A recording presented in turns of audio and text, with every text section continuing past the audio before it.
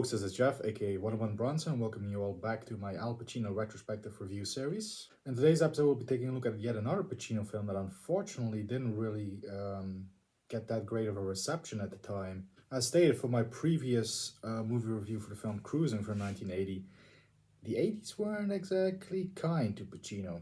Although a plus side to today's movies, right off the bat, it's a lot easier to watch than the previous one we covered. It's 1982's Offer, a family-friendly comedy drama starring Pacino, Dyan Cannon, Tuesday Weld, Alan King, among others, and directed by Arthur Hiller. And I forgot to mention this in the Cruising review, but a very important factor into a lot of sort of yet another of the problems behind the scenes that film had was that Pacino did not get along with William Friedkin, and that was mutual. I think even to this day, William Friedkin dislikes Pacino, so they didn't get along. But that trend followed on in this film, today's film we're going to talk about, because the director of this one, Arthur Hiller, and Pacino, apparently they didn't get along either. So that's two films in a row now where both, well, let's face it and let's say it right off the bat for this one, both films weren't as successful as Pacino's previous ventures, and they had some production issues. Well, Cruising definitely had more production issues, I think, than this one, but this one definitely had its fair share as well.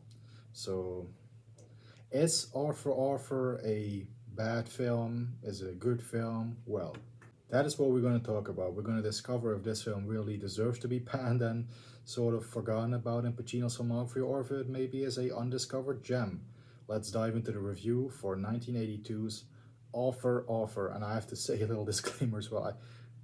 I'm, as a lot of you might know, English is not my first language. I'm from the Netherlands, so I really have trouble with words that have th in it. I can't really pronounce it rightly. Offer, number 3. It's very hard for me to say the th. So just a disclaimer, because I probably will mispronounce the title of this film a few times, or it will sound like offer. I'm giving you an offer you can't refuse. It might sound more like that word, but I mean, the title of the film. Enough jiving. Let's jump into the review. The plot of the movie goes as follows. Playwright Ivan Trevelyan, played by Al Pacino, has a Broadway play in rehearsal and the backers want rewrites. His wife Gloria, played by Tuesday Weld, moves out, leaving him with custody of 5 children, 4 from her previous marriages and his son. The stage producer lies to the investors, claiming that popular film actress Alice Joy, played by Dyan Cannon, has signed on to play the lead on Broadway. Ivan meets with Alice, where she confesses that she's a big fan of his and would love to perform in his new play. They start dating and eventually she moves in with him and the remaining 2 children. The other 3 move back to their own fathers after the split because Ivan felt it'd be the right thing to do for them right now. However, since she's not used to having children around and the pressures of rewriting the play get to Ivan, in turn making him do irrational things, it isn't long before she moves back out. To make matters worse, Gloria tries to come back, but Ivan makes it clear that it's over. And then the other children who, like mentioned, were sent to their respective fathers also come back, as they feel Ivan is the best father for them and provides them with a more loving home. Ivan now has to balance living with all these kids and needing his play to succeed if he's going to continue providing for himself and his family. That's pretty much the story of the film in a nutshell, but in all honesty, it's actually a pretty decent family movie and with a good balance of drama and comedy in my opinion, though I do admit it's not perfect, objectively speaking. We rarely see Pacino as a dad, and I feel this is a role that does suit him and might be closer to how he is in real life than any other role he's played. Purely speculation, of course, but from everything I've seen and read of Pacino off-screen in interviews and such, that's definitely the vibe I'm getting. So his performance in this film is definitely one that I can't fault. He's terrific in the film, if you ask me. Dyan Cannon and Tuesday Weld also turn in solid performances as Ivan's ex and current lover. And surprisingly, the kid actors in this film aren't annoying and do a really good job in my opinion as well. Special shout out to the little kid that plays Geraldo. That kid is absolutely adorable. Great child actor. I do have some faults with the writing in this film, as there are really some dumb choices and decisions made by some of the characters, including Pacino. However, overall, it's a nice, heartwarming family movie which is well acted and everything, and I do like the film quite a bit. It's not an underrated gem as much as Bobby Deerfield or Scarecrow. But it's in its own right, it's a little gemstone, in my opinion. You know, just for me personally. I do always enjoy coming back to this one, despite some of the poor writing. Critics and audiences at the time were mixed on the film though, but there were the odd few positive reviews that I found, and Pacino was once again nominated for a Golden Globe for his performance in this film. The only thing I couldn't find was what the budget for this was, but the box office apparently, from what I could find, was $13 million, so I have no idea if this made money or not. If I had to guess, I'd say maybe the film cost about $4 or $5 million, but of course I can't say for sure. I think Pacino at this time was fetching like $1 million per film as a salary, so looking at some of the other stuff, yeah, it might have been around $5 million for a budget, but again, no budget is known, so I honestly, it's a wild guess. Overall, for Pacino fans, I'd say definitely give this a go, as he's really good in it, and it's actually a nice family movie with a softer and gentler Pacino. 6.5 stars out of 10 is my final rating, one that I do recommend. I had a lousy day today. I turned 42. I fired a director. I beat my kids. How? I forgot to beat my kids. Oh! Can I help you? We're just going up to her house for a quickie. I beg your pardon? You said you lived here. I never said I lived here. Yes, you did. No, I didn't. She didn't say she lived here?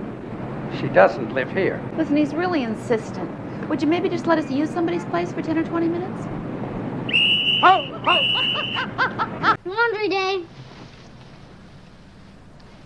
Laundry day. Roll it over.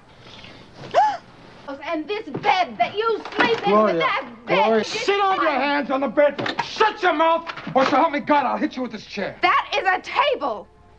There you guys have it. That was my review for 1982's Offer. The TH it's too hard for me as a Dutch person. I do apologize. No, like I said, I do like the film. It's not one of Pacino's best by a long stretch. Probably wouldn't even be in my top 20, maybe top 30, top 40. I mean, I do like the film. Yeah, the film has heart. The film has heartwarming moments. You know, some of the characters make stupid choices, like Pacino. That scene, there's a scene in the film, his daughters who have run away, or not run away, but they went to their paternal, their blood father. Oh, that sounds serious. But they didn't like it there, so they went back to Pacino's house, and there were cops involved, and for some reason, Pacino takes the kids up to the roof. Like, that's not gonna improve the situation there, pal. You don't want to take your kids up to the roof when the police is in your house. I mean, and you know, the police is outside on the street. They sort of have barricades and stuff. It sort of turns into almost like they almost feel like Pacino's taking the kids hostage, but he isn't. But I'm like, that's a very stupid decision. So the film has issues with the script. Pacino does have some genuinely funny comedic moments in it. You know, Pacino can do comedy. You know, he can deliver comedic lines. He has timing and everything. So and it's all okay in that aspect, in those regards. But still, you know, a minor sort of gem, if you will. I do like the film. I tell you the truth, I prefer watching it over cruising, but that's obviously due to the due to the nature of the film and the subject matter and stuff. But yeah, there you guys have it. That was 1982's Offer. Now, Pacino in the early 80s, very interesting that he went from a very dark, gritty crime thriller, slasher film, whatever, really freaking, and he went on to do this more lighthearted film. And next film, and which we're going to be taking a look at next week, is none other than 1983's Brian De Palma directed, Oliver Stone written, classic masterpiece, Scarface. Which a lot of you guys know, Scarface is the film that got me into Pacino. Scarface is the film that made me a movie fan. And Scarface is my favorite film of all time. So you can imagine how much I'm looking forward to it, especially this year when it's the 40th anniversary of Scarface. And by the time that review will go up, I will have seen Scarface on the big screen on re-release, so that's something we're going to talk about in that episode for sure. So anyway, guys, take care. As always, this has been 1-1 Bronson. Stay safe and healthy. Keep punching. And we'll see you all in the next one. Hooah!